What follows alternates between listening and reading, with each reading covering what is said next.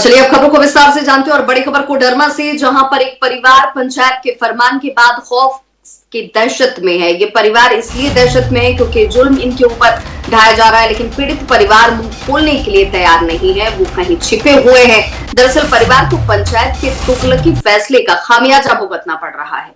एक बालिग लड़की का अंतरजातीय विवाह करना पंचायत को इतना नागवार गुजरा कि उसने परिवार का बार बार अपमान किया। पंचायत ने पहले युवती का पुतला बनाकर उसका अंतिम संस्कार कराया और फिर युवती के माँ बाप के सिर को भी मुड़वा दिया। क्या पंचायत की एक करतूत उस वक्त सामने आई जब युवती के भाई और भाभी का वीडियो सामने आता है, जिसमें उन्होंने अन्याय के खिलाफ आवाज उठाई और इंसाफ की मांग की है। मीडिया में जब पूरी बात सामने आई तो प्रशासन हरकत में है। एसडीपीओ ने इस पूरे मामले की जांच के आदेश दिए हैं।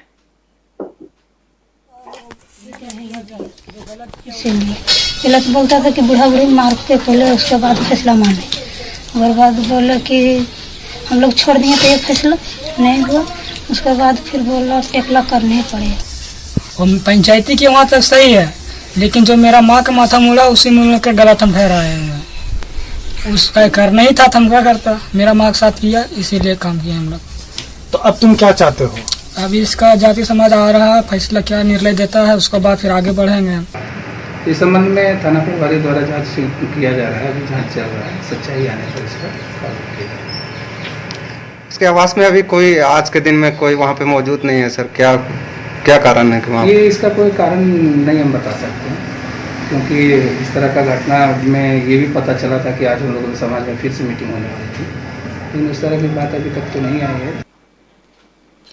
और ऐसे में इस दबंग पंचायत पर कई सवाल भी उठते हैं कि आखिर पंचायत को अपमान करने का अधिकार किसने दिया है। ऐसे में दबंग पंचायत पर कोई कार्रवाई क्यों नहीं हो रही है और साथ ही साथ पीड़ित परिवार को सुरक्षा क्यों नहीं दी जा रही।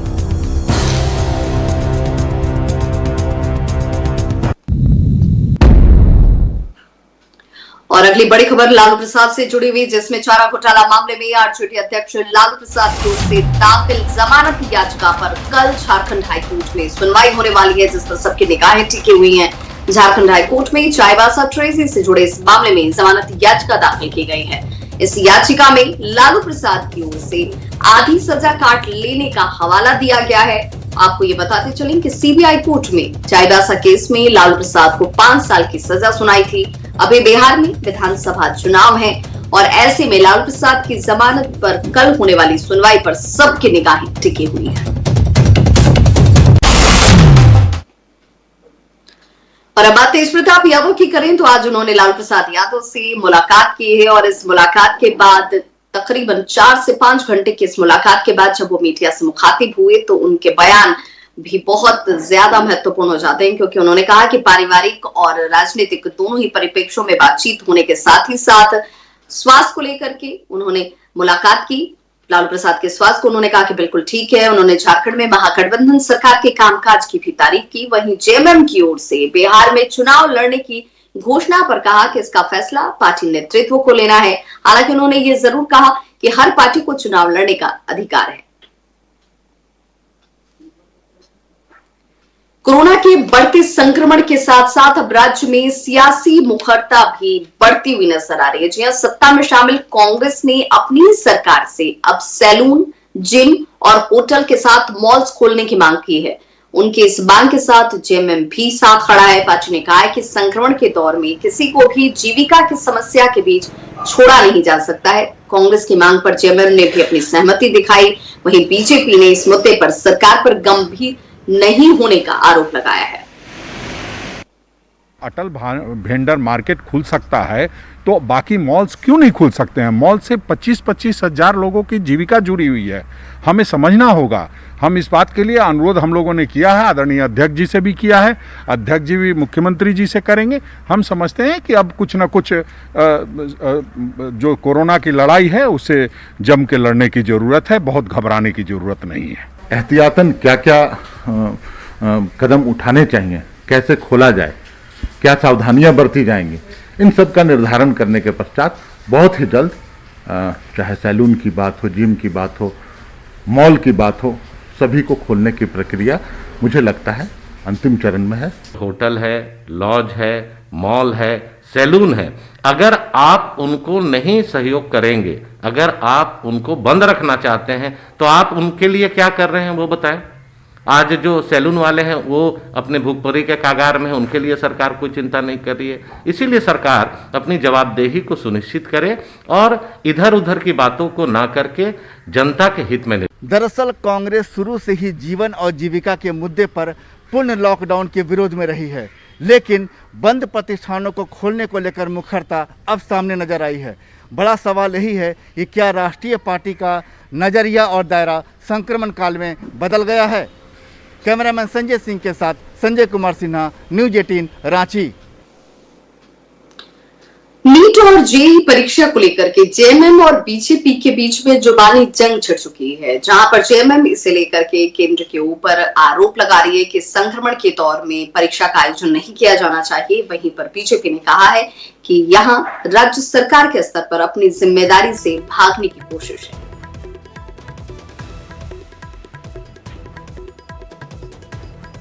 ये परीक्षाएं होनी चाहिए, पार्टी का मानना है कि परीक्षाएं होनी चाहिए, लेकिन ये समय उपयुक्त नहीं,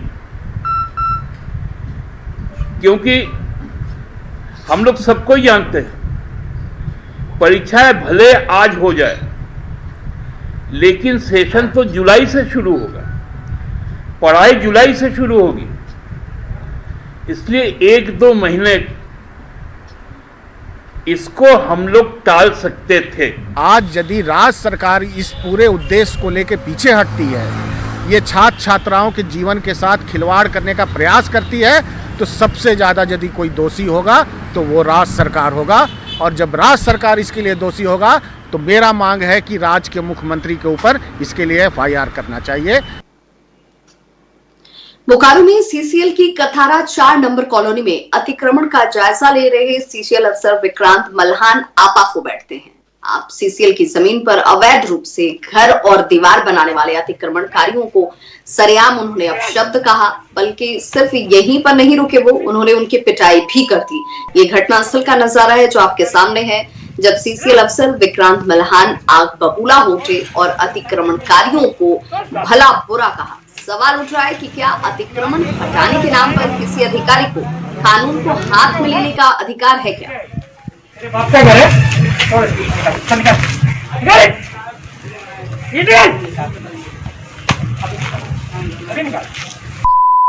कंस्ट्रक्शन करोगे तुम सरकारी जमीन पे, निकाल इसको।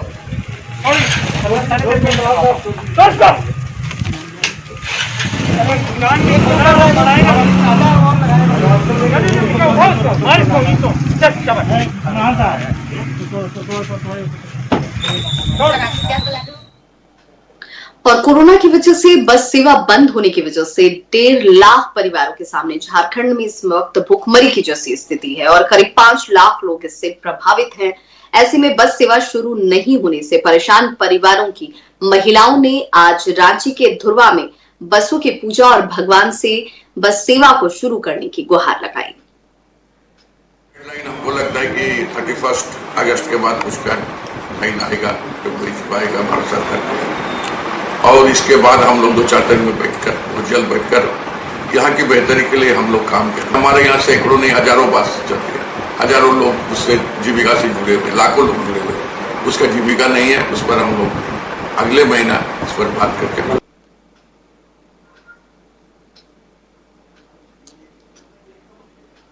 और ग्रामीण विकास मंत्री आलमगीर आलम ने राज्य में विधि व्यवस्था पर सवाल खड़े होने वाली बात को सिरे से खारिज कर दिया। उन्होंने गिरिडीह में आरजेडी नेता कैलाश यादव की हत्या को छिटपुट वारदात का हिस्सा बताया और कहा कि राज्य में विधि व्यवस्था बिल्कुल संतुलित है।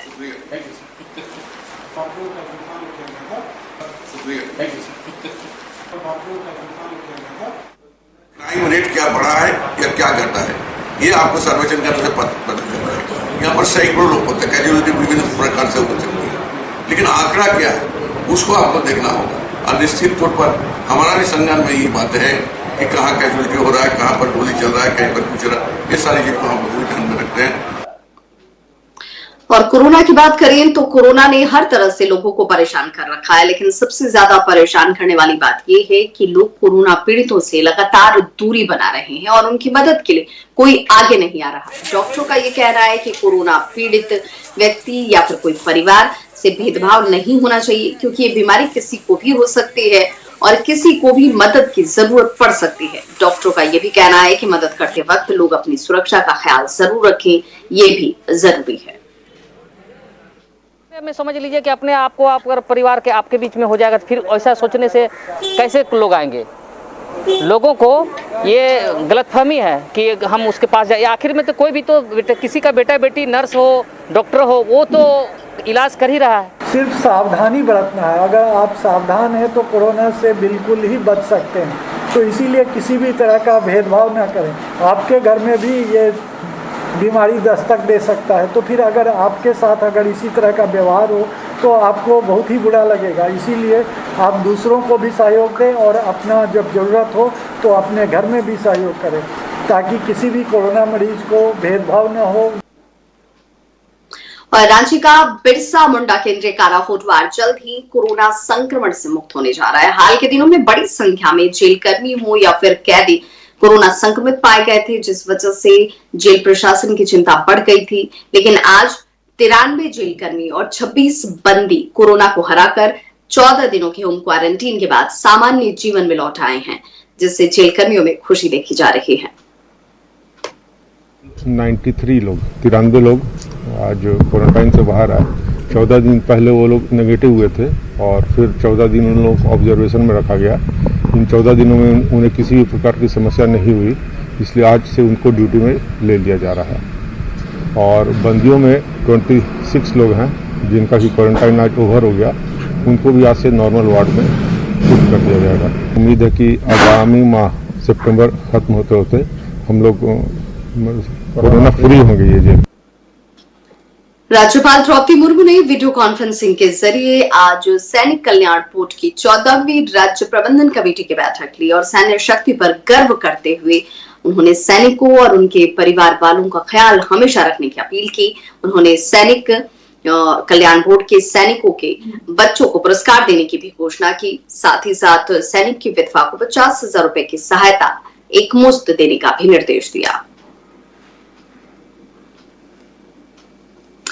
और कोरोना की वजह से कर्मा पर्व के अवसर पर पहली बार पारंपरिक गीत संगीत सामूहिक नृत्य देखने को नहीं मिला।